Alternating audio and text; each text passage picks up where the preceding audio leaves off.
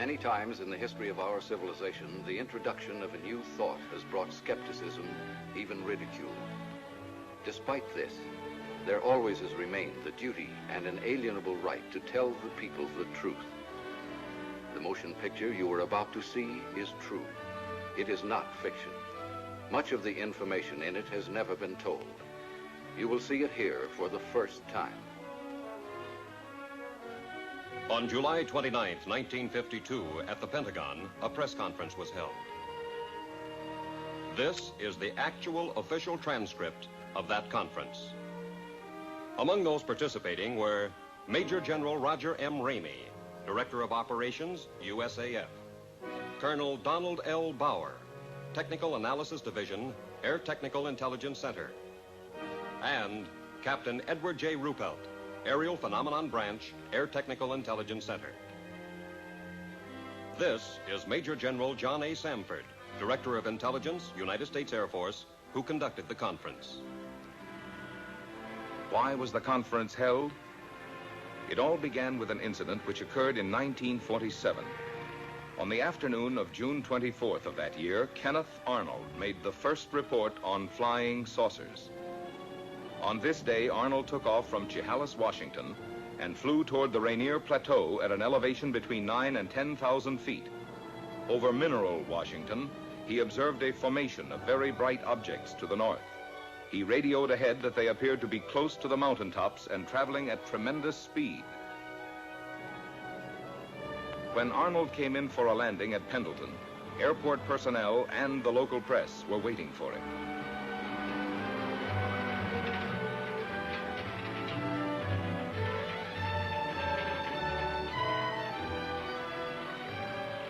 Arnold counted 9 objects in echelon formation. He observed that they had no tails and described them as saucer-shaped objects. The story was picked up by the wire services. He saw what? In the next 24 hours, virtually every newspaper in the country ran the story.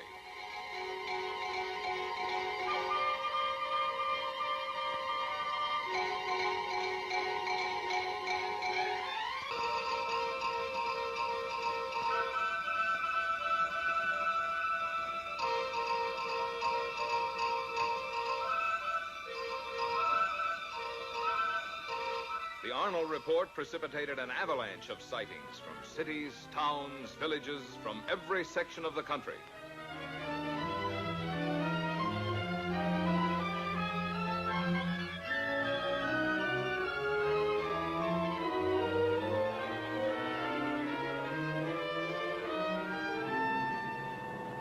The commercial aspects of the saucer situation were not overlooked. Alert businessmen and manufacturers came up with all sorts of oddities. The practical joker moved in. Homemade saucers of all kinds and descriptions began to turn up promiscuously. Within a few months of the original saucer report, practically everyone in America was conscious of flying saucers. This man in the saucer, can you describe him? Well, sir, he was small and skinny. His head was pointed, came to a very sharp point. He had long green hair. His eyes were a sort of purplish red. He had large ears which were formed like an antenna. His teeth were perfect, but spread far apart. And I noticed, too, a jacket of some sort of spun glass and bright red metallic hues. You say this all took place in a few seconds. Mr. Nagelschmidt, can you tell me what color tie I'm wearing? I'm sorry, sir. I didn't notice. You mean to say you can remember everything about this man from the spaceship, his hair, the color of his eyes, the clothing he was wearing, and yet, after all this time, you can't tell me the color of my tie? But you didn't come out of a flying saucer. Then, at approximately 1400 on January 7th, 1948, the Kentucky State Police reported to the Fort Knox Military Police that they had sighted an unusual aircraft or object flying through the air, circular in appearance, approximately 200 to 300 feet in diameter, moving westward. The Provost Marshal at Fort Knox called the commanding officer at Godman Air Force Base. call Flight Service at Wright Field. Determine if they have any experimental aircraft in our area. We have a report of an unidentified aircraft south of the field. It was about 13:15 when the tower controller in the Godman Tower received his instructions from the commanding officer. Right, Patterson? The PFC continued giving routine instructions to a light plane which was practicing takeoffs and landings. Flight service. Captain Hopper, Flight Service. Flight Service is a clearinghouse. The positions of all military planes are carefully plotted so a minute-to-minute check may be made on their position, course, altitude, and speed. Flight Service to Godman Tower. We have no experimental aircraft in that area. However, we do have a B-29 and an A-26 on photo mission in that area. In the meantime, Lieutenant Cowan, the AACS, and the operations officer had arrived in the tower. They were joined by the intelligence officer and the executive officer. Upon hearing the information from Flight Service, the executive officer called Colonel Hicks, the commanding officer. Colonel Hicks, can you come over to the field, please? At about 13:50, the tower controller saw an object south of Godman Field and directed it to the attention of the tower. Lieutenant Cowan was the first of the group, after the tower controller, to locate it. He immediately directed it to the attention of the operations officer. After observing it for a moment, he picked up a telephone and put in a second call to the commanding officer. While he was putting the call through, Colonel Hicks arrived in the tower. It was now about 14:20. About 14:30, a flight of 4 F-51s being ferried from Marietta, Georgia to Stanford Field, Kentucky, was sighted south of the base. The commanding officer issued an order to contact the flight leader. Channel B and find out who's leading the flight. Godman Tower to leader, Flight 451. Godman Tower to leader, Flight 451. Come in. Captain Mantell, Flight Leader F-51 to Godman Tower. Over. Stand by for further instructions. Vector the flight into the area of the unknown. Vector Mantell on a heading of 210 degrees. Godman Tower to Captain Mantell. Come in, over. Mantell to Godman Tower. Over. Godman Tower to Captain Mantell. Investigate an unidentified object in your area. Your new course, 210 degrees. 210 degrees. Mantell to Godman Tower. Changing heading to 210. Loco, out.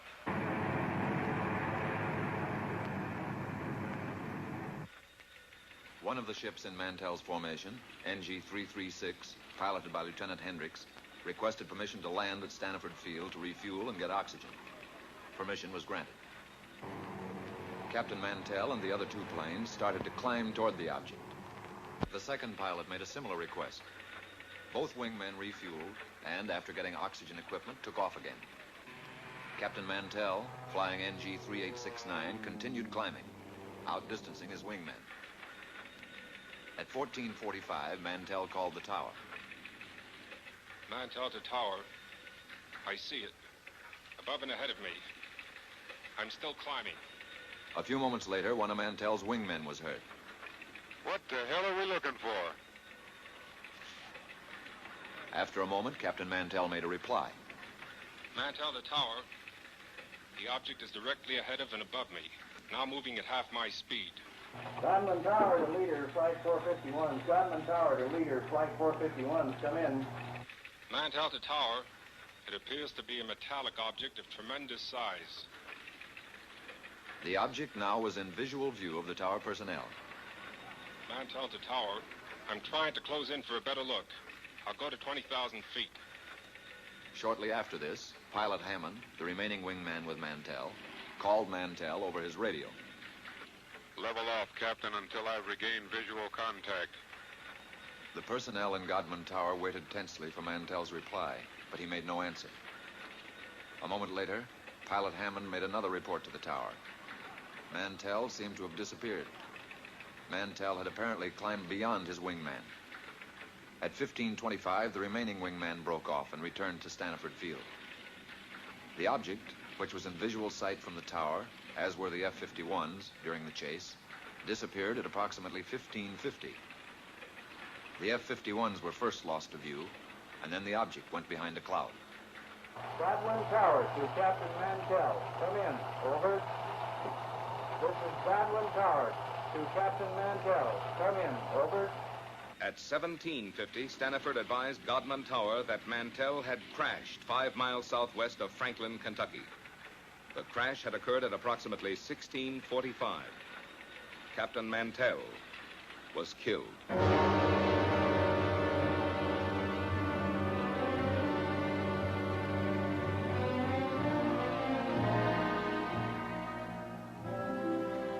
Statements were taken from all who were present in the tower during the Mantell sighting. The tower controller stated, It looked silver or metallic. the intelligence officer, It appeared to be a bright silver object. the executive officer, It was circular in shape. the AACS, A small white object in the sky. the operations officer, It appeared round and white. the commanding officer. It could be seen plainly with the naked eye. The statements were typed up for the necessary signatures as the interrogation concluded. There was one point on which there was some disagreement. Not everyone who had been present in the tower had heard Mantell when he reported over the radio that he was moving in for a better look.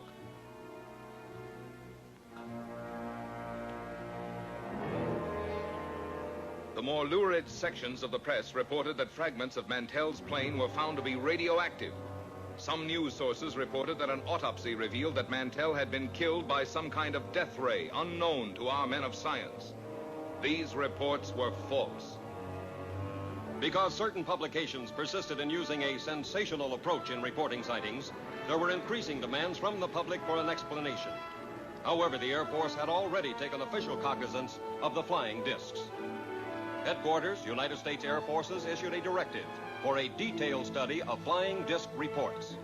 This project received a secret classification and the code name of Sign. Department of Air Force and Department of Army letters directed all respective subordinate units to report directly to Air Materiel Command all information concerning unidentified flying objects. And so Project Sign was implemented.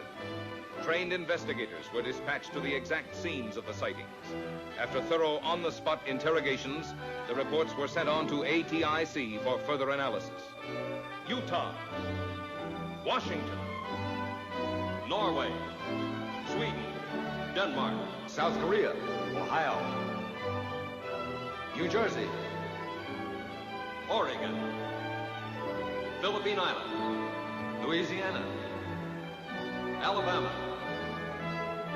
Tennessee, Kansas, Massachusetts. As an example of the credible type of sightings reported by reputable, trained observers was the report of Captain Willis Sperry. What is your full name, Captain? Captain Willis Sperry, How long with American Airlines? 17 years. What was the date of sighting? May the 29th, 1950. And the time of sighting? 9:30 in the evening. The origin of sighting? 60 miles southwest of Washington, D.C. And the destination? Nashville, Tennessee. What was the visibility? It was unlimited. What was your altitude? 7,500 feet. Who of the crew first saw the object? The co-pilot called it to my attention as I had turned to reach for a map. The object was flying head-on at us. It was 50 times the magnitude of the brightest star. I immediately made an abrupt turn to avoid collision. As I looked to my left, the object appeared to come to a stop. Can you describe the shape of the object? It appeared as a perfectly streamlined object without wings or tail section, as it was silhouetted against the full moon. At all times, it had a brilliant, shimmering blue light in the nose. It was traveling at fantastic speed, and although it had passed off our left wingtip, it circled us in a matter of seconds and appeared off our right wing. There again, it stopped, and we watched it for several seconds. When again it started, it reversed its direction. We watched it for several more seconds until it disappeared in the east out of sight. Have you ever seen any other similar object, Captain? Never before or since.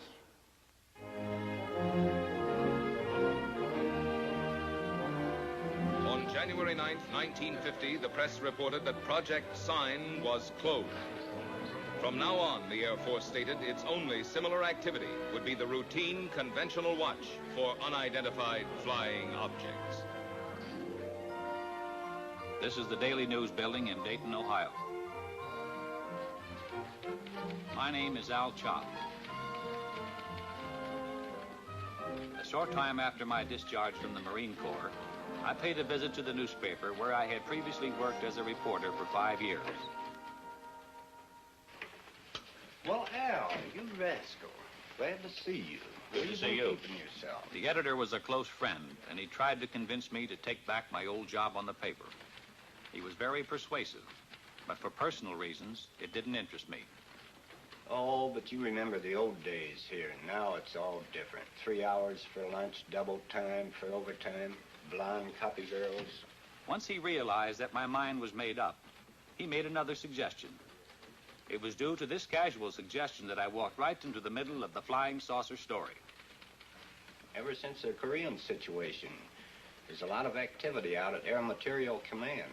You could fit right in that public information office there. Who's the man to see out there? Friend of mine, Major Cross. I'll call him now. The idea appealed to me. I'd always been intensely interested in aviation. Also, I liked the idea of settling down in Dayton again. Both Dee, my wife, and I had a lot of friends there. It would be like coming home again. The editor set up an appointment for me at Air Materiel Command.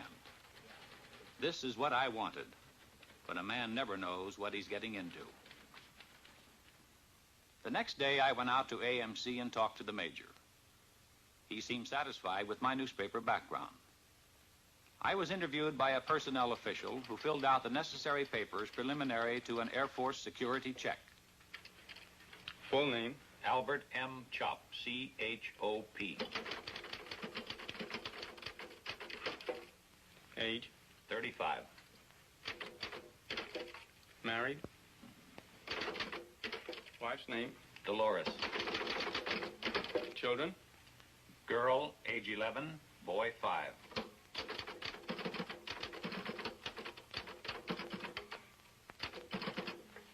Take us to room D. Thank you. Shortly after, I went on the AMC payroll on the PIO desk. I soon shook down into the routine of the public information desk. There was a wide diversification of projects for which I wrote material. Most of it was released as newspaper copy, with an occasional article published in the magazines.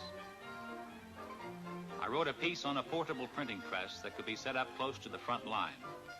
These presses printed daily bulletins, which proved of great value in sustaining morale of frontline troops. I did a few pieces on helicopters, which were coming into wide use in Korea. Newsweek magazine printed this, and it also appeared in many of the country's leading newspapers. Then, one morning about 10 o'clock, I got a call from a newspaper editor in Boston. The Boston editor wanted confirmation or official information on a flying saucer report out of Sioux City, Iowa. I told the editor that Project Sign had been officially closed. He was insistent, so finally I called Air Technical Intelligence Center. No, Chop. We have no report on Sioux City or any other sighting. You people on PIO desk ought to know we've closed Project Sign. For the next couple of hours, calls came in from newspapers all over America.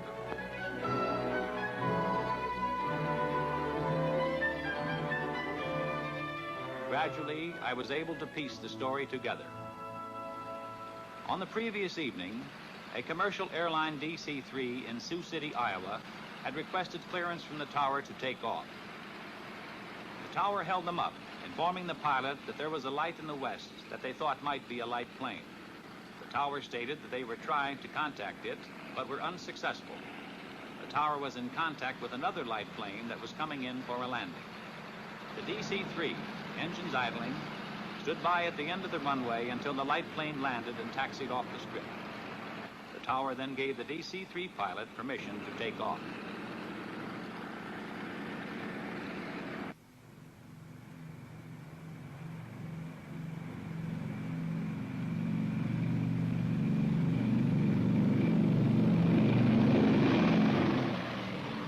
DC-3 climbed for altitude, an unidentified light suddenly closed in. This was the object that the tower unsuccessfully had tried to contact by radio. The tower observed this and radioed the DC-3, but the light had already been observed by both the pilot and co-pilot. Suddenly, the light accelerated and made a head-on pass at the plane, which swerved to avoid a collision. It zoomed past them, close to their wingtip. The pilot called the tower and described the object as a B-36 without wings. After being observed by several passengers, the object suddenly zoomed straight up and disappeared. About noon, 2 reporters came in asking for information on the Sioux City sighting. What's new on this saucer story, Al? We have nothing on it. Project Sign is closed. ATIC is no longer investigating these things. How stupid can they get? How can they drop an investigation when there are things going on like this Sioux City incident? Look, George, I don't make policy around here. I've got a job, and I take my orders just like everybody else. They insisted I make another call for verification with ATIC. I indicated to one of the reporters to pick up the extension and listen in, so he, too, could hear. Yeah, hello, Major. Al Chop. Couple of reporters here want some information on Sioux City. Look, Al, the answer is the same. The project is closed. I told you that before. Yeah, thanks, Major. You heard the man. This thing doesn't add up. Those men saw something up there. Oh, there's probably some simple explanation for it. Don't tell me you guys believe this saucer bunk. You're just sitting on a story, Al. Well, you believe what you like. But personally, I think this whole saucer business is pure, unadulterated bunk. One day, shortly after the Sioux City incident, I went over to get a story on a former German scientist. Area B was a maximum security section. The story appeared in the New York Times. I had obtained the background on the scientist from the files. He was formerly one of the top men at Peenemünde, Germany, one of the key figures participating in the successful development of the V-2 rocket. This scientist had succeeded in developing a 98.8% pure aluminum oxide. These crucibles were vital to our nation's defense. They were used to melt super-hard metals needed to build turbine blades for our jet aircraft. Tell me, young man, what new reports are you getting on unidentified flying objects? Flying saucers? Oh, they keep coming in every once in a while, but we don't take them too seriously. Oh, no? Of course not. It must be amusing to a man in your line of work to hear about all these screwball reports. It is my firm opinion that these sightings should be investigated most meticulously. You don't believe that these flying saucers actually exist, do you? And how can you be so certain they don't, Mr. Chop? Well, I just don't believe it. Our minds should be open on all subjects. Wrong conclusions are usually the result of lack of comprehensive analysis. Of course. Well, thank you, Doctor. I won't take up any more of your time. And I'll let you read the article before I send it in. Thank you, Mr. Chop. I'll be looking forward to it.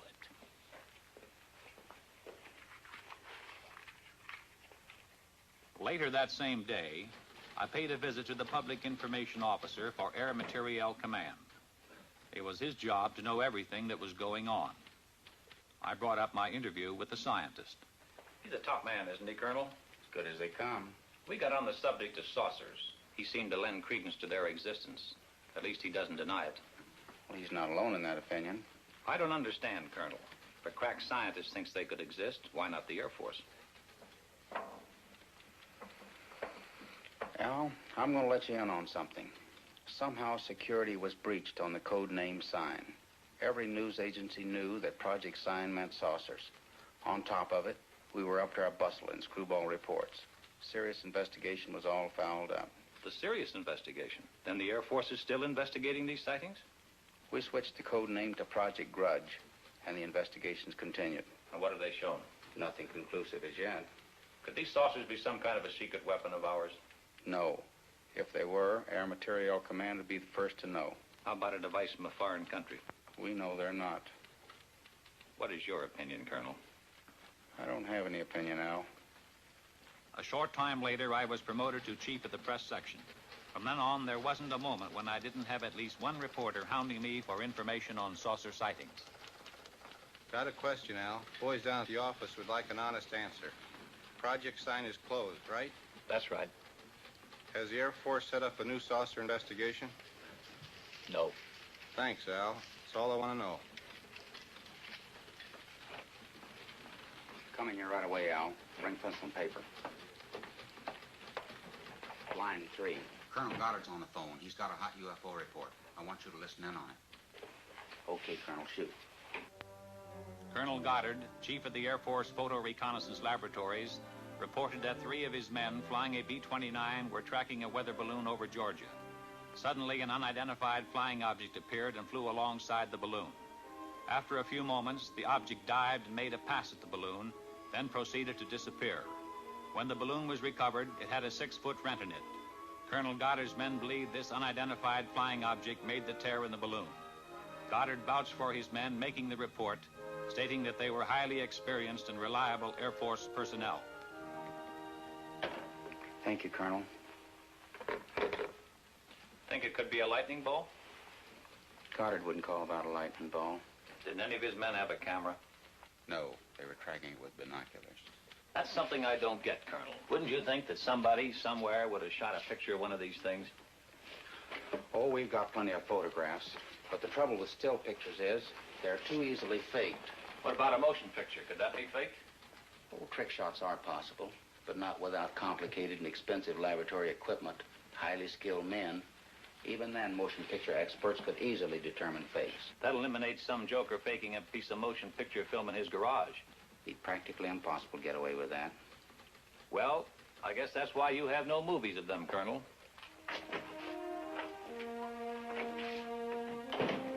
As chief of the press desk, my work hours, my meals, my sleep became increasingly disturbed and chaotic. I saw little of my wife and children. Chip, my son, was at this time making periodic visits to a doctor in Dayton. How's Chip? I feel more hopeful with the new specialist. You look tired. Since you've gotten this new job, the children don't know their own father anymore. Yeah, sometimes I wish I were back on the newspaper. I was talking with Mrs. Collins today. She tells me her husband's cousin works with a man who swears he saw a flying saucer. I thought I told you that term was taboo in this house. Do you really think they might be from Mars or someplace? Look, honey, don't you get like the rest of those screwballs that I have in my hair all day. Every time some kid flies a kite, 50 different people see spaceships. Come on, let's get to bed. A few days later, the colonel and I were talking over routine press releases on a new type transport plane, when suddenly the colonel veered off at a tangent. By the way, there's a magazine fellow coming out here from New York to do a story. I want you to set up appointments with the people he'll want to see. Right. What magazine is he representing? Life. What are they after?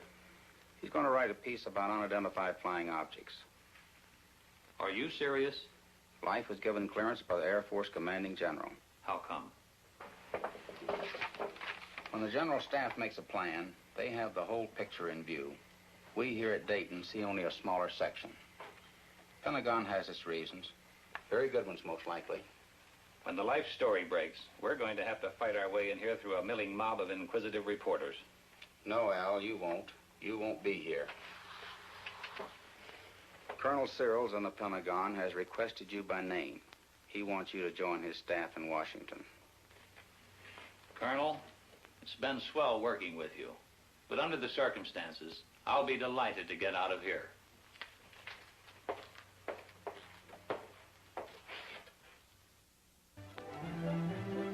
Upon my arrival in Washington, I was assigned to Air Force Press Desk, room 2E765 in the Pentagon. My last official act at AMC had been to arrange the conferences and briefings for Life magazine. I was in Washington only a short time when Look magazine submitted the galley proofs of their saucer article to my desk. I put the Look article through to security review. Now I felt free to settle down in my new job. I checked in with the press section of the United States Senate, House of Representatives, and Department of State. I paid the required visits to the information departments of the Army, Navy, and Marine Corps. I covered the Civil Aeronautics Administration and other agencies with whom I would be working in close contact. By now, I figured I was through with flying saucers for good. But the Pentagon had other ideas. Because of my previous experience, I was assigned to unidentified flying objects. I was back in the flying saucer business. In the activity of setting up housekeeping and getting adjusted to the new job, I completely forgot about the Life magazine article. Also, I was able to spend more time with Chip. My son had been deaf in one ear since infancy, and it was difficult for him to play with other children. I had settled down to a regulated home life, but it was only a lull before the storm.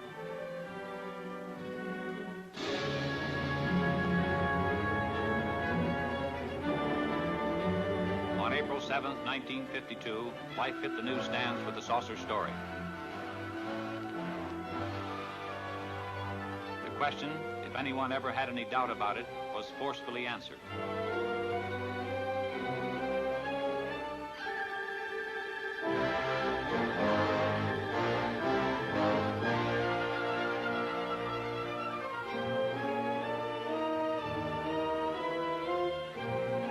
The public, America as a whole, had an intense, avid interest in the subject of flying saucers. The first few days following the Life story were chaotic. Naturally, my desk was an exposed point, and I was under an incessant barrage by newsmen. Shortly after the Life story, Look's coverage of saucers hit the newsstand. Their story featured a saucer map, including a statement by the commanding general, U.S. Air Force, Hoyt Vandenberg. Vandenberg stated, "The Air Force is interested in anything that takes place in the air. This includes the aerial phenomenon commonly known as flying saucers. Many of these incidents have been satisfactorily explained. Others have not." Project Grudge was expanded and augmented. The classified name Grudge was dropped. The new code name for the UFO investigative project was Blue Book. The general appointed Captain Edward J. Ruppelt of ATIC at Wright-Patterson as officer in charge of Project Blue Book. Ruppelt's department was designated as Air Phenomenon Branch, Air Technical Intelligence. At Ruppelt's disposal was a large staff of distinguished scientists, both military and civilian. One day, Major Dewey Fournay of Current Intelligence Branch sent for me. Will you come in here a minute, Al? Major Fournay was intelligence technical analyst and UFO monitor. Thanks, Captain. Al, I just got a call from Captain Ruppelt. A Navy photographer named Newhouse has made a sighting near Tremont in Utah. He got some UFOs on film. Motion pictures? Motion pictures. This film should prove interesting on a comparative basis. Comparative with what? With the Montana film. ATIC's had it for some time over at Dayton. You mean ATIC has had motion pictures? Why wasn't I told about it? You're being told about it now. Can I see these films? Ruppelt has the Newhouse film. It's back at Dayton being processed and analyzed. But I can show you the Montana film. This film was shot August the 15th, 1950. It was taken in Great Falls, Montana by Nick Mariana. Immediately after we were notified of the sighting, we sent an intelligence man to get a first-hand report. My name is Nick Mariana. For the past 6 years, I've been the general manager of a minor league baseball club called the Electrics. We play out of Great Falls, Montana, and are a farm club of the Brooklyn Dodgers. On August 15th, 1950, at Legion Ballpark in Great Falls, Montana, after a couple of hours in the clubhouse office, I went up into the grandstand to call the groundskeeper. As I reached the top of the stairway, I glanced northward to the tall Anaconda Copper Company smokestack to check the direction of the wind from the white smoke. Force of habit, I suppose, because our outfielders use it as an indicator on defensive play. As I looked up, I saw two silvery objects moving swiftly out of the northwest. They appeared to be moving directly south. The objects were very bright and about 10,000 feet in the air. They appeared to be of a bright, shiny metal, like polished silver.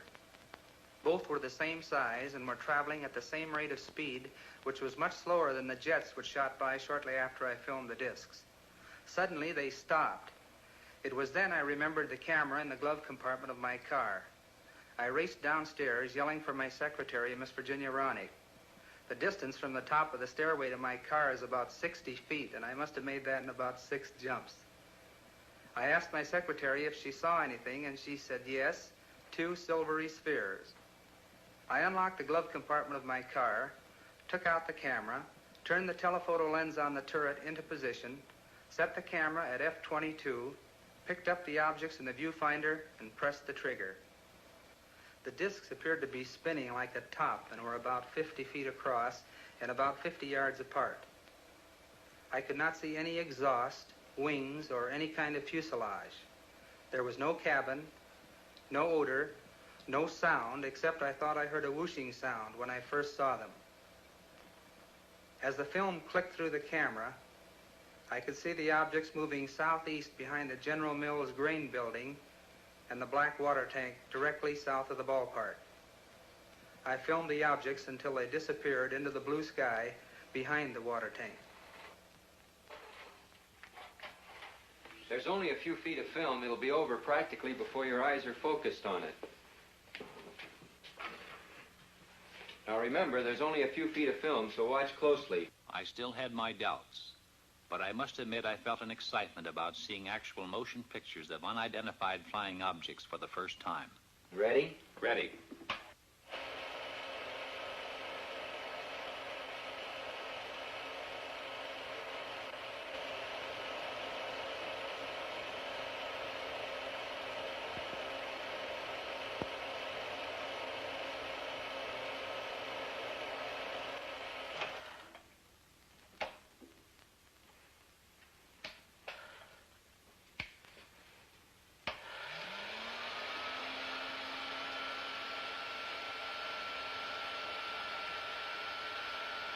What do you make of it? You saw what I saw. What's your opinion? I'll run it again.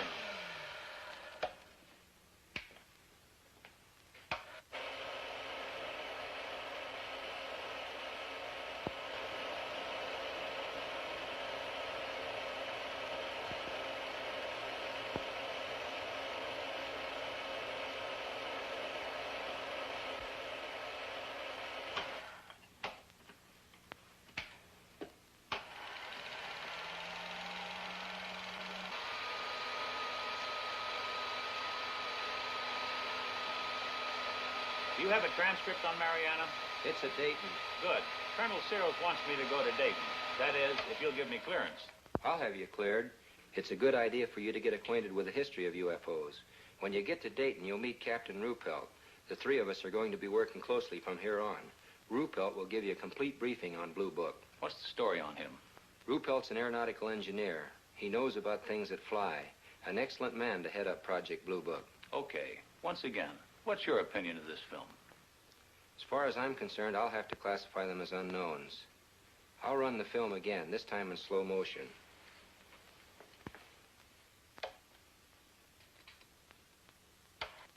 This time I strained my eyes to study the film.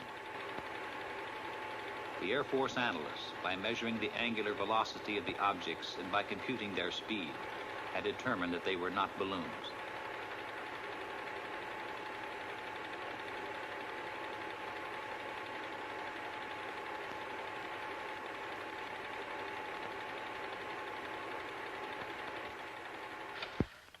Well?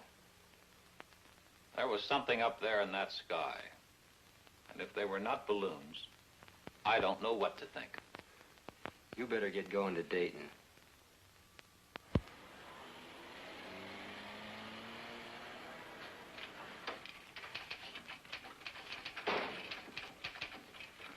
Yes, sir. May I help you? I'll chop to see Captain Ruppelt. Captain's right over there, sir. Thanks. Captain Ruppelt, I'm Al Chop. Have a seat, sir. Major Fernet alerted me you're arriving. You've got the green light here. Where would you like to start? As a springboard, I suggested that he brief me on the general outline of how the organization handled reports on UFOs. Ruppelt began to fill me in on the baffling saucer problem, including a breakdown on the reported sightings supplemented by graphs. There were literally hundreds of cases where Air Defense Command pilots had attempted to intercept UFOs. There were sightings where UFOs had been tracked by ground radar, airborne radar, ground observation, and combinations of all these elements. I accompanied intelligence officers on investigations. I witnessed the difficulty in breaking down and gaining the confidence of those who were reluctant to talk about their experiences for fear of personal ridicule and embarrassment. Others were cooperative. I observed the technique of thorough interrogation used by Blue Book's analysis and investigative staff. In almost every case, I heard the same words used to describe the sighting. These words were lights and metallic objects. There were reports by reliable, competent observers, including high-ranking Air Force and Navy flyers, civil engineers, and scientists. I learned that the staggering total of over 3,500 reports had been received. Quite a few of these sightings are unsolved. Approximately 85% of the sightings are designated as solved. According to this document, 14.3% of all sightings are officially designated as unknown. The newsmen keep hitting me with the unsolved cases. Anyway, solved is a big word. How do you solve them? There's nothing hit or miss about it. I'll show you. On December 1st, 1952, between 4:30 and 5 o'clock in the morning, several major airports in this area reported a single round object. It was flashing, first white, then white-orange, then amber. It was observed northwest of this central point at an angle of 15 degrees above the horizon. Remember that 15 degrees. It's important. Reports arrived here from Teterboro Airport, Westchester Airport, Newark Airport, LaGuardia Airfield, Idlewild, and Mitchell Field. This flashing sphere of light was also observed by an Eastern Airline pilot who radioed in his report. Various observers at all these airports watched the object through high-power binoculars. When the report arrived here, we checked the weather in that area with Air Force Weather Bureau. That night, at that time, there was no temperature inversion. We got in touch with Navy Balloon Project Center at the University of Minnesota. That gave us an exact schedule of balloons released from that center. We got similar information from every other point where weather balloons are released through Air Force Balloon Plotting Center at Lowry Field, Denver. We contacted Air Force Weather for wind conditions and velocity at the altitude of known balloons. A precise computation of balloons in the air and known wind conditions definitely removed balloons from the picture. We checked with Flight Service to determine if any aircraft were in the vicinity on the bearing at that time. There were no aircraft. And still this thing was up there all the time, being observed by various personnel from airfields all over that area? Correct, and they were seeing it. We checked with our contract astronomer at a leading university in the locality and gave the astronomer the angle of elevation and bearing of the object. Remember, the object was observed at an angle of 15 degrees above the horizon, and I told you that was important. It proved to be the conclusive factor. Our astronomer reported that at the time of the observation, the planet Jupiter was 15 degrees above the horizon and on the angle of elevation and bearing of the object. There's no doubt about it. What all these people saw was Jupiter. What made the light flash? Atmospheric conditions. The same conditions that make the stars appear to twinkle. You people really go into these things. We try. In over 80% of the cases, we come up with the correct answers. We don't get the correct answers in all the cases. What about the motion picture made by this Navy man, Newhouse? We're working on that. How does it look? Impressive. Can I see it? It's being analyzed. When the film is available, will I be able to take a look at it? As soon as analysis is completed, you'll see it. Satisfied? Yeah. How long will that take? About a week. We're doing an exhaustive check on the Newhouse stuff. Really putting it through the ringer. When we're through, we'll forward a print to the Director of Intelligence with a complete report of our analysis. Fill me in on Newhouse. Would you consider him a qualified observer? He rates as a top flight observer, an extremely competent one. Immediately upon getting word of his sighting, he dispatched an investigator from Travis Air Force Base to interrogate Newhouse. The exact date of his sighting was July 2nd at 11 a.m., Mountain Standard Time. I was driving on U.S. Highway 30 South with my wife and our son Delbert and our daughter Ann. We were on our way from Washington, D.C. to Portland, Oregon on vacation before reporting to my new duty station at the Aviation Supply Depot, Naval Supply Center, Oakland, California. About 7 miles after we passed through Trail Mountain, Utah, my wife noticed a group of objects in the sky which she could not identify. I pulled over to the side of the road, stopped, got out, looked up, and saw the objects. There were about 12 of them in a rough formation, proceeding in a westerly direction. They were like nothing I'd ever seen before, although I've logged some 2,000 hours in the air. They were identical in appearance. How would you describe these objects? Like two saucers, one inverted over the other. I had no means of judging the altitude. It appeared to me to be about the size of B-29s at 10,000 feet. Did you photograph them immediately? I watched the objects for a few moments before getting my camera out of the suitcase. Then I lost more time getting film out of the second suitcase and loading the camera. When I first saw the objects, they were almost overhead. By the time I had the camera ready to go, they had moved to a considerably greater distance. What kind of a camera did you use? A 16-millimeter Bell & Howell, Filmo Auto Loadmaster with the 3-lens turret. I selected a 3-inch lens and set it on f8 and focused at infinity. Did you think of using slow motion? No, the camera was set on 16 frames per second, and in the excitement of the moment, I didn't think to shoot at a greater rate, although that would have improved the coverage. I centered the viewfinder on the objects and made the first shot. Then I decided that if the sky were darker, the objects would show better. So I stopped the lens down to f16 and continued photographing. This proved to be a mistake, as the quality of the film would have been better had I left it at f8. Did these objects remain together in a group at all times? No. Toward the end, one object reversed its course and proceeded away from the rest of the group. I held the camera still and allowed this single object to pass through the field of view, picking it up again later in its course. Did this single object return to the rest of the group? No. I allowed it to pass through the field of view of the camera 2 or 3 times, and then it disappeared. In what direction? Over the eastern horizon. What did you do then? I turned, swinging the camera just in time to see the rest of the group disappear over the western horizon. What was the weather? The weather was bright and cloudless. Visibility good? The visibility was excellent. How does this film you shot compare with what you saw with your naked eye? You have studied the film. Yes, I've studied it. I'm very disappointed. The film falls far short of showing what I saw with the naked eye, due to the delay in getting the camera started and my error in exposure. If I'd had this camera in the seat beside me, loaded and ready to go, there'd be no need for questions. The Air Force would have the answer. What is your full name, please? Delbert Clement Newhouse. And you are on active duty with the Navy? Yes, sir, I am. What is your official Navy rank? My title is Chief Photographer. I'm a commissioned warrant officer, United States Navy. How long have you been in the service? 21 years. Now, is there anything you can add to the description of these objects? They had a bright silvery color. Can you describe some particular detail? They had a metallic appearance. They seemed to be made of some kind of polished metal. The Newhouse film, as I told you, is presently under analysis. Sergeant, would you get me the Fargo case?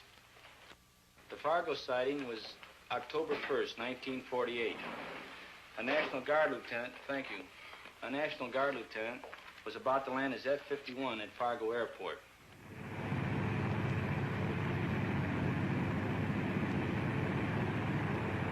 Captain Ruppelt gave me the details from the record. The pilot, after a routine patrol flight, was cleared by the tower to land when he asked, "Anything in the way?" There's a Piper Cub below you. Nothing else in the air. I see the Piper Cub. I see another light about 1,000 yards ahead of me. It looks like the tail light of a plane. I can see you, but I can't see the light you're observing. The pilot told the tower he could see it and was going to close in and try to make identification.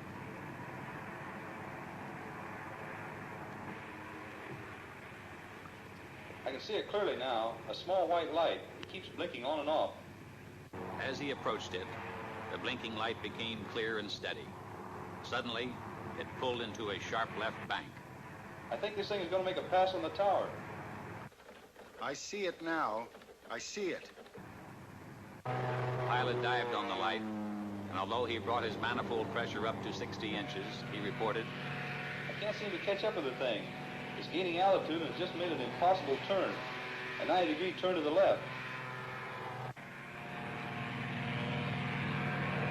You're right. It's gaining altitude on you. And it's still in a very tight left turn. By that time, they were at 7,000 feet, when, suddenly, the light made a 90-degree right turn. It's headed straight at me. The light passed directly over your canopy at, I estimate, about 500 feet. The object suddenly shot straight into the air. The pilot followed it to 14,000 feet when his plane went into a power stall. The object disappeared. The chase had lasted approximately 27 minutes. The officer in the tower was the airport traffic controller. The lieutenant was an instructor for the French during the Second World War. He said he was sure there was an intelligence behind the movements of the lights. He stated, too, that no earthborn pilot could have withstood the G-factor inherent in the object's turns and speed without blacking out. Was there radar at the field? No, there wasn't. Too bad. Radar would have made it airtight. Not necessarily. I thought a radar return was indisputable evidence. No, it isn't. Are you a radar expert?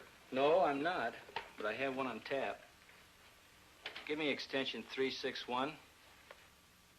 We have a team of 3 radar analysts here in Air Phenomenon Branch. I want to talk to Win Swanson. All radar reports received here pass through this radar analysis division. Swanson? I have a man here from the Pentagon. He's cleared. Wants to know about radar.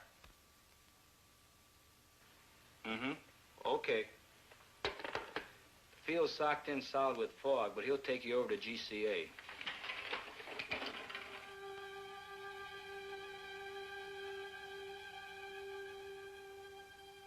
This is ground control approach. With zero visibility, GCA picks up the aircraft coming in, and by means of the pips on their scope, can talk them into a landing. Now this scope here gives the aircraft in the area. This scope here tells you whether you're to the right or the left of the landing strip, and that one there tells you whether you're too high or too low. Now the next scope is the same as this one, except that it gives you more accuracy. Patterson, GCA. This is Air Force 2162, past Fairfield, pad marker inbound. Request landing instructions. There you can see him on the screen. And you can track him all the way in. He's flying blind. Steer right to heading 20 degrees and begin descent to 1,500 feet. This is Air Force 162, steering 20 degrees, descending to 1,500. Over. Air Force 162, the weather at Patterson Field is 100 feet ragged ceiling. Visibility 1/2 mile. Light rain. Wind southwest 6. Altimeter 998. If you can see it on radar, there can be no question about misinterpretation. In this case, no. These are good, solid blips. This is Air Force 162. Roger on the weather and runway. Over. Air Force 162, steer left to heading 35, turning downwind leg. Range 8 miles south. Over. This is Air Force 162, steering 35. Over. Sometimes a temperature inversion will cause trouble. Ionized clouds or equipment malfunction will cause false blips. Can you tell a false blip from one made by aircraft? Yes, any experienced operator can tell in a minute or so. Air Force 162, steer left to heading 215. This will put you on final approach. This is Air Force 162. Roger. Steering 215. Over. Air Force 162, this is your final director. How do you read me? Over. This is Air Force 162. You are loud and clear. Over. Air Force 162, roger. Your range is 7 miles. Slow aircraft to descending speed. Make final flap setting. Maintain altitude of 1,200. Heading 215. Do not acknowledge any further transmission unless unable to comply. If you do not hear GCA for any 5-second interval, climb to 1,000 feet on a heading of 125 and contact approach control. Steer right to heading 210, range 5 miles. You are now approaching glide path. Start normal rate of descent at 600 feet per minute. Entry to glide path good. Steer left to heading 212. Range 4 miles. Go above glide path 10, 15, 25 feet high. Increase your rate of descent slightly. Heading 212. Holding you on the center line. Holding 2 feet high on glide path. Check that descent. Steer right to heading of 213. Range now 3 miles. Holding glide path very well. Go below glide path 10, 20, 30 feet. Level off slightly. Steer right to heading 214. Coming back nicely to glide path. 25, 20, 15 feet low. Heading 214 had you lined up with the center line. Range 2 miles. Holding 15 feet low on glide path. Bring it up slightly. 10, 5. Now on glide path. Range 1.5 miles. Heading 214 on glide path. Steer left to heading 213 over the end of runway on center line. On glide path as you approach point of touchdown. Touchdown in 3 seconds. If you cannot see the runway, pull up and climb to 1,000 feet, heading 125.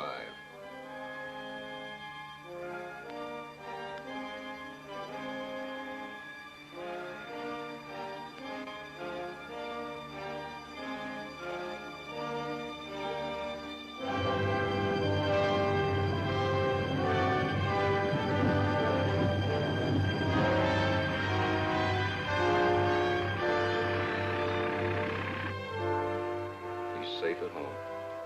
Well, that's it. Coffee? Yes. What exactly is your job here, Swanson? I'm one of a group of 3 radar specialists employed by the Air Force. Reports of radar contacts of unidentified objects are sent in to us from all over the world for analysis. How long have you been in Air Force intelligence? 2 years. Ever come across any cases you couldn't solve? We have unsolved cases, yes. Cases where good solid blips appeared and no known objects in the area. Then, too, we have cases of fantastic speed. Exactly what do you mean by fantastic speed? I mean speeds greater than any achieved by man. How much greater? Thousands of miles per hour. Thousands of miles. What's your idea of what they are? All I can say is unknown. You must remember that I've been restricted to only radar contacts. I have no experience with visual contacts. What do you think about the chances of these objects having intelligence behind their control? All I can say is I have an open mind. What do you think about the theory of interplanetary source? I have an open mind, period. I spent a full week in Dayton. I had hoped to see the Newhouse film before returning to Washington, but it was still under analysis by the Wright Field Photo Lab. When the analysis was completed, the film was taken by an Air Force courier and hand-carried to Washington to be viewed by the Director General of Air Force Intelligence. It is. All set, Major? Yes, sir. Air Technical Intelligence has reported that this film could not be produced under simulated conditions. Let's go. There'll be several feet of blank film before the pictures come on.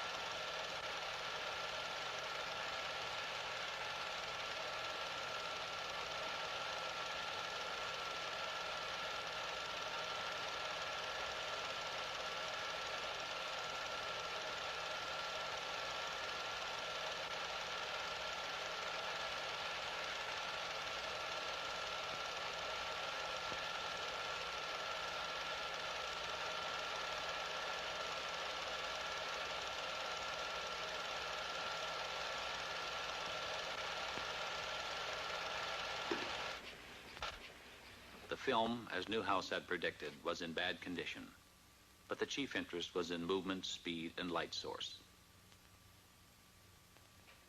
After a moment, the general asked to see it again.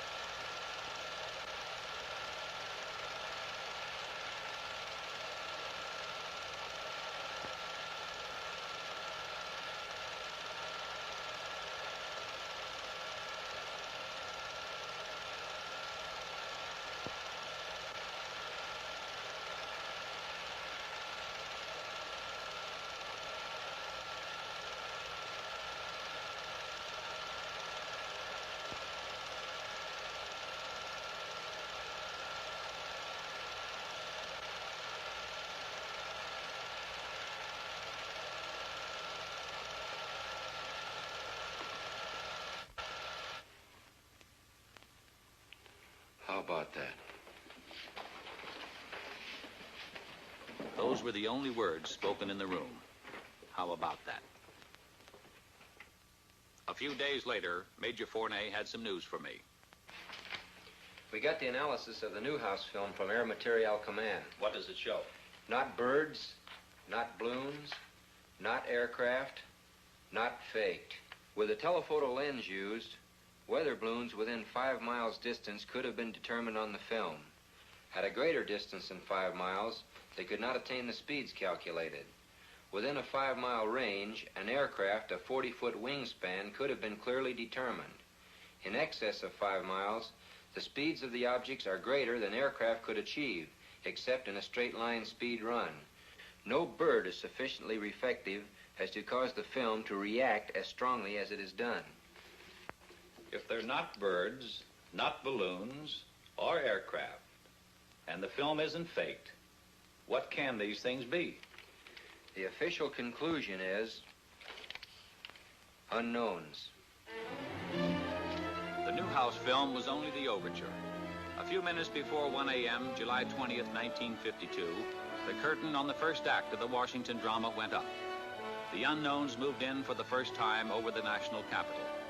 I had always regarded myself as a man with an intuitive nose for news.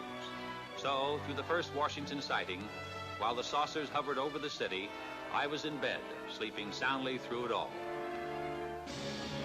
When I reached my desk that morning, we were flooded with newspaper queries. Telephones were jangling throughout the day. Irate editors from all over the country were insistently demanding more specific information. Newsmen from the wire services, reporters from local and out-of-town newspapers were hemming me in, belaboring me with questions for which I had no answers. For the first couple of hours, we at the press desk had a terrible time getting the story straight ourselves. But bit by bit, I managed to piece it together. There had been both visual and radar contacts. Andrews Field, the Air Force installation, had radar returns similar to those on the CAA radar. Jets had been scrambled in an attempt to make an intercept of the UFOs, but they had not been successful. The week after the Washington saucer sighting was a mad, chaotic one. The story was headlined from coast to coast. As the PIO man assigned to answer saucer questions, I had been under an incessant barrage of inquiries day and night by newsmen. I could get no sleep, no rest at all. Among other things, the Washington Daily News published an interview with Harry G. Barnes, Senior Air Traffic Controller, Civil Aeronautics Administration. Barnes stated, "There is no other conclusion I can reach but that for 6 hours on the morning of the 20th of July, there were at least 10 unidentifiable objects moving above Washington. They were not ordinary aircraft. I could tell that by their movement on the scope. I can safely deduce that they performed gyrations which no known aircraft could perform. By this I mean that our scope showed that they could make right-angle turns and complete reversals of flight. Nor, in my opinion, could any natural phenomena account for these spots on our radar." Then, exactly a week later, it really broke loose. It was the night of July 26, 1952. At 10:30 p.m., I received a phone call from Ray Nathan at CAA. Hello. Chop? Yeah. Ray Nathan, get down here right away. What's up? The radar at Washington National is picking up unknown. Again? The press is hounding me for a statement. I don't know what to tell them. Dee, bring my coat and the car keys. Stall them off. I'll be right over. A couple of guys from Life magazine are here with a camera. Stall them, too. What's the matter? Radar is picking up unknowns over the capital. Don't wait up. At 11:10 p.m., Major Forday received a call from Lieutenant Colonel Thomas, Air Force Intelligence Duty Officer at the Pentagon, informing him of what was going on at Washington National. As I raced to the airport, I kept glancing up through the windshield, expecting to see the things, but everything seemed normal.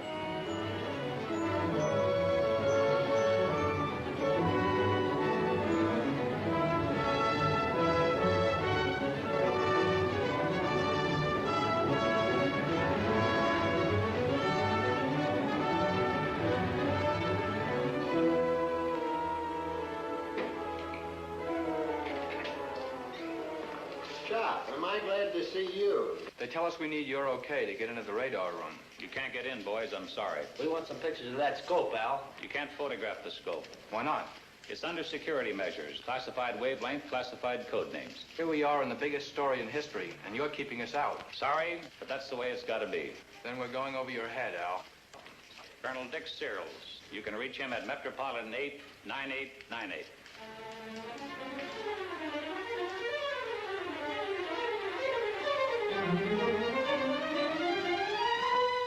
Another one. Look at him go. One of them is an airliner. It's a slightly different shape. Did you alert the Air Force? I called Air Defense Command. What'd they say? They're scrambling a couple of jets. Same as last week? Uh-huh. Could this be caused by temperature inversion? Inversion? That isn't inversion, and it's different than the ground clutter we pick up. Did you call the Air Force Command Post at Pentagon? No, we work through Filter Center. I'd better call them.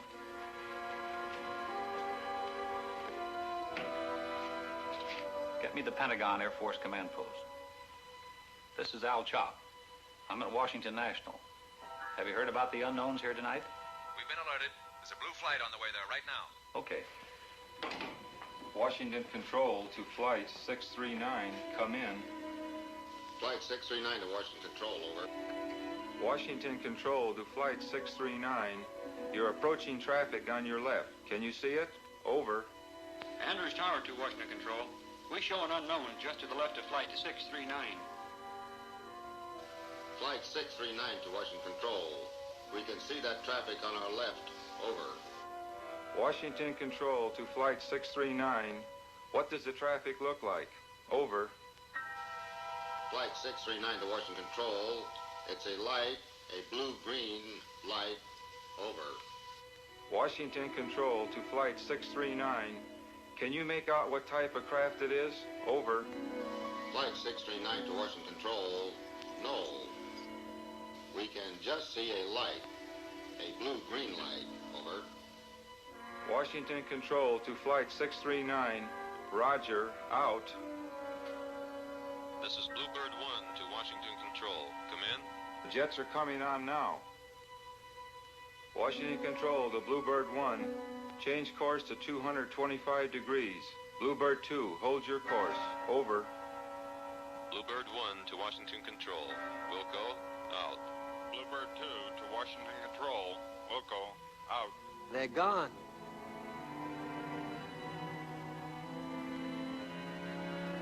Andrews Tower to Washington Control. All our unknowns vanished shortly after the jets appeared. Do you still have any of the unknowns? Over. Washington Control to Andrews Tower. The same thing happened here. Out. Washington Control to Bluebird 1. All the unknowns had disappeared. You say those returns are the same as those you got last week? The same as last week. At this point, Major Fournet arrived with a Navy Electronics Intelligence Officer. Gone? Like that. As soon as the jets came on the scope, the unknowns left. Bluebird 1 to Washington Control. We're going back to the base and refuel. Can't see anything around up here. Visibility is good. Over. Washington Control to Bluebird 1. Roger. Out. Were they good returns? Good returns. Has the set been checked for malfunctions? The radar equipment is in perfect operating order. They're back. Andrews Tower to Washington Control. They're back. Just as the jets left our scope. They dropped back in again out of nowhere. You got them? Over. Those blips are solid. They're good and solid. Washington Control to Andrews Tower. Same thing happened here. Get me the Pentagon command post. They're all over the scope. 2 in the northeast quadrant, 4 in southeast quadrant, 3 in southwest quadrant, 3 in northwest quadrant. Over. This is Major Fournet calling from Washington Control. Radar is picking up 14 unknowns again. The chief controller tells me the unknowns disappeared from the scope as soon as the jets came in and were picked up again when the jets left. The Navy Electronics Intelligence Officer confirms that the unknown blips are good and solid. I recommend a couple of more jets be sent up immediately to investigate. Yes, sir. Andrews Tower to Washington Control. That's the way we had them. One just moved from the northwest quadrant into the southeast quadrant. It stopped over the White House. They're scrambling a couple of more jets. Washington Control to Andrews Tower. Roger on the change. Now it's moving back. Do you get it? Over. It's back in the northwest quadrant. Over. Washington Control to Andrews Tower. Roger. We've got a scramble out. What are those? Slight temperature inversion. You can see the difference in the returns. One strong, the other weak. These unknowns are solid objects. Red Dog 1 to Washington Control. We're approaching the area. Over. Washington Control to Red Dog 2. Change course to 265 degrees. Washington Control to Red Dog 1. Change course to 114 degrees. Over. Red Dog 1 to Washington Control. Wilco, out. About 4:30 a.m., Major Fournet received a long-distance telephone call from Robert Gina of Life magazine. He wanted permission for his people to interview the pilots of the first scramble at Newcastle. Major Fournet decided that under the circumstances, it would be wise for him to take the call. Washington Control to Red Dog 1. Change course to 315 degrees. Over. Red Dog 1 to Washington Control. Wilco, out. Washington Control to Red Dog 1. Come in. Red Dog 1 to Washington Control. Over. Andrews Tower to Washington Control. Our scope shows Red Dog 1 is right in the middle of the unknowns. Washington Control to Red Dog 1. Can you see anything on either side or to the front of you? Over. Red Dog 1 to Washington Control. Can't see anything. Wait a minute.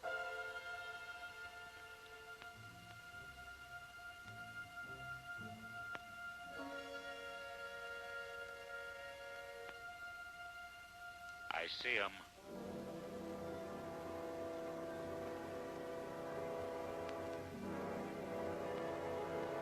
Yeah, I see him.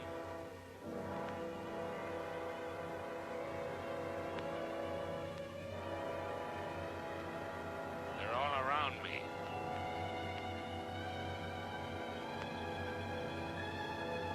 They're moving in on me.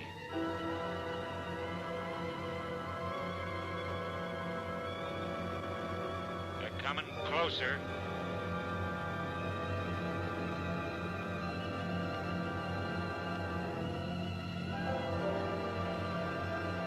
They're coming closer. They're coming right at me.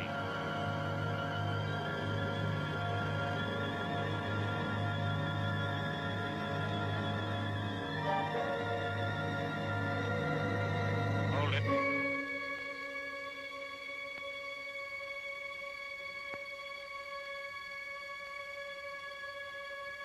They're moving off.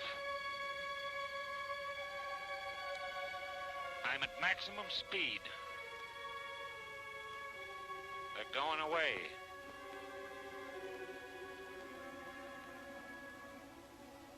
They're gone. I can't see them.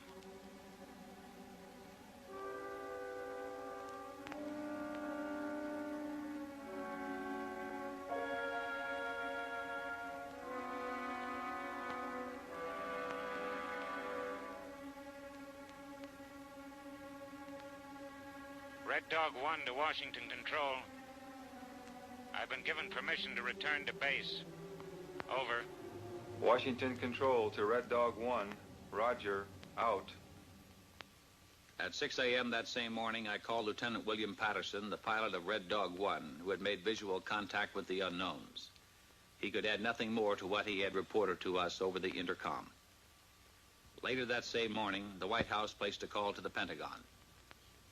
Captain Ruppelt, who had flown in from Wright-Patterson and who was only beginning his analysis of the sighting, got the call from the White House. Yes, sir. It appears to have been caused by temperature inversion. Yes, sir. We've had cases where radar blips have been caused by temperature inversion. This was Captain Ruppelt's report to President Truman. But Captain Ruppelt had not been present at the Washington sighting. It wasn't until later that he learned there had been both visual and radar contact with the unknowns on that night. On Monday morning, an avalanche of calls from newspapers throughout the nation jammed the trunk lines at the Pentagon. The relentless pressure continued. We admitted radar contacts from the 3 surrounding airfields. When did the saucers first appear? 9 p.m. How long were they under observation? 6 hours. How many were there? 14. Could the pilot see any details? No.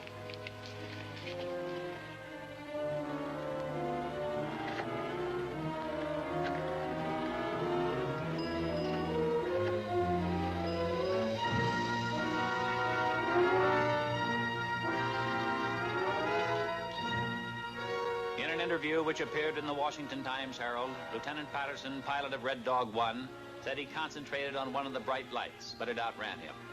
I tried to make contact with the bogies below 1,000 feet, Patterson said. I saw several bright lights. I chased a single bright light. I was at my maximum speed. I ceased chasing it because I saw no chance of overtaking it. Under the insistent demands from the nation's press and the accumulating pressure of the public, the Chief of Staff set up a press conference at the Pentagon. I was present when General Sanford spoke for the newsreel cameras. Air Force interest in this problem has been due to our feeling of an obligation to identify and analyze to the best of our ability anything in the air that may have the possibility of threat or menace to the United States. In pursuit of this obligation, since 1947, we have received and analyzed between 1,000 and 2,000 reports that have come to us from all kinds of sources. Of this great mass of reports, we have been able adequately to explain the great bulk of them, explain them to our own satisfaction. We've been able to explain them as hoaxes, as erroneously identified friendly aircraft, as meteorological or electronic phenomena, or as light aberrations. However, there have been a certain percentage of this volume of reports that have been made by credible observers of relatively incredible things. It is this group of observations that we now are attempting to resolve. We have, as of date, come to only one firm conclusion with respect to this remaining percentage, and that is that it does not contain any pattern of purpose or of consistency that we can relate with to any conceivable threat to the United States. We can say that the recent sightings are in no way connected with any secret development by any agency of the United States. When I left the Pentagon that evening, General Sanford's words kept running through my mind. Credible observers of relatively incredible things.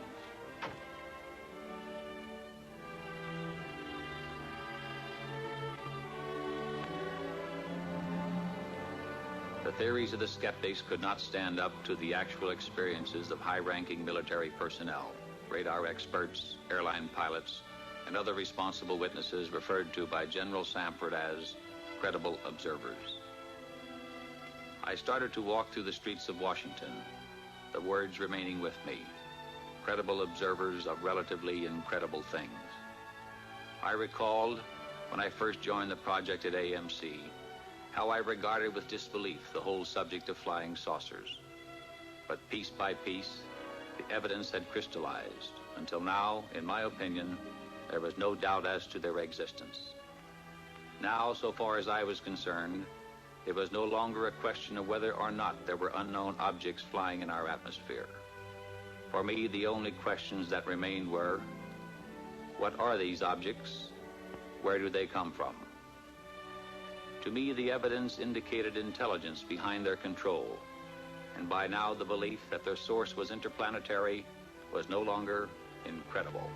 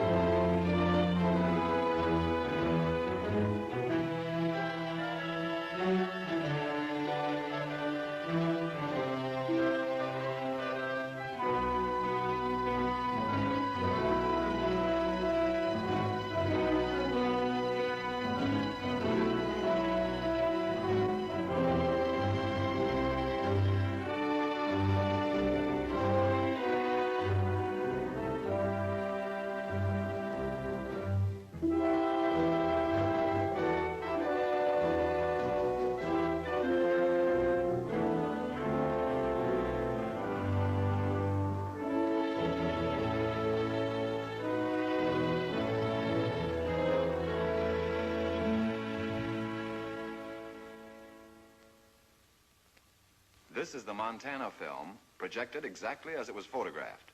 The objects are moving against a 25 to 28 mile an hour wind. This is the film in double frame or slow motion. A slight bounce in the movement of the objects as well as the tower is perceptible. This is due to the handheld camera. The film, analyzed frame by frame, shows the movement of the objects to be horizontal and steady.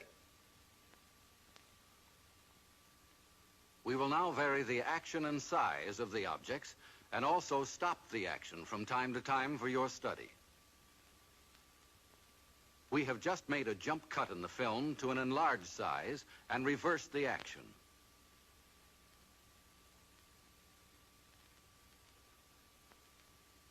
You are now seeing the objects exactly as they were photographed, but from a closer perspective.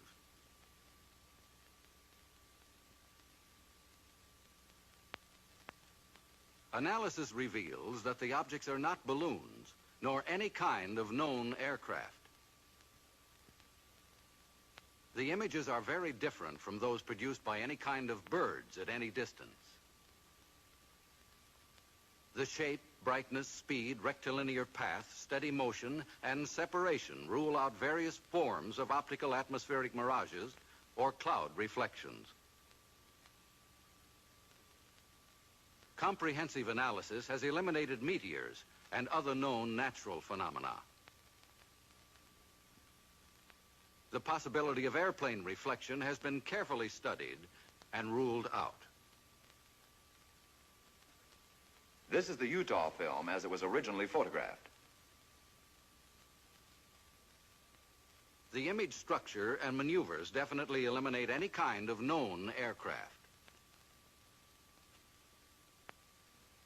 This is where Chief Photographer Newhouse, in his excitement, changed exposure. He believed that by changing density and giving the film more contrast, he could clarify the objects. The single object that reversed its course. The bounce is due to handheld camera. Now we study the action of one section of the film. We stop the action. We move in. Within a 5-mile range, aircraft could be determined.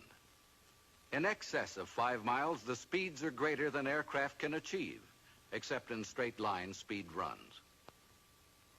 The movement here follows an elliptical or circular pattern. Microscopic examination reveals that the objects are well focused. Their size varies from 1/6 to 1/10 the size of the moon, as it appears to the naked eye. Their form is circular and sometimes elliptical. This fits the commonly used flying saucer description. Observe the object in the upper left corner. We move in to study the action. The object upper left will go out of frame on widescreen projection.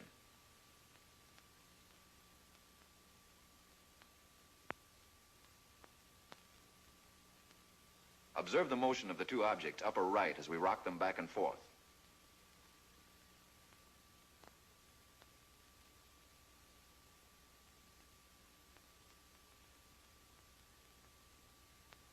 Now we move over and up on the frame to make a closer study of the object in the upper left corner.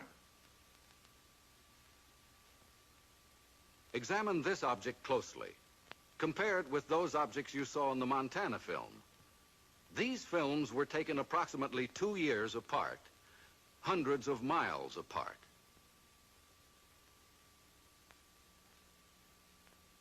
We drop back to the original perspective and resume. Now the section of the film where photographer Newhouse changed exposure. Weather conditions, together with the persistence and motion of the formations, eliminate the possibility of atmospheric mirages. Photogrammetric experiments have shown that the images cannot be associated with any kind of birds at any distance. Stop. Now forward again.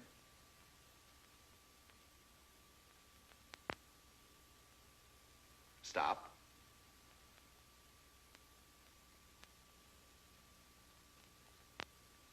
We drop back to original perspective.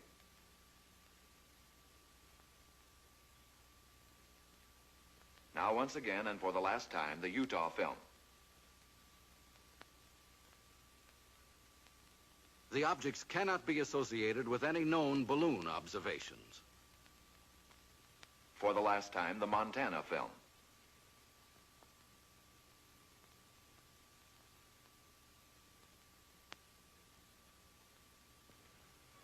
The motion picture you have just seen is authentic. It is substantiated by documentation, eyewitness accounts supported by affidavits, and official government reports. The evidence has been presented to you with integrity and objectivity to establish the fact that unidentified flying objects, commonly known as flying saucers, do exist. Some kind of flying objects have been photographed in the sky. If they cannot be identified as objects known to man, what are they? If they are not man-made, who made them? If they are not from this planet, where are they from?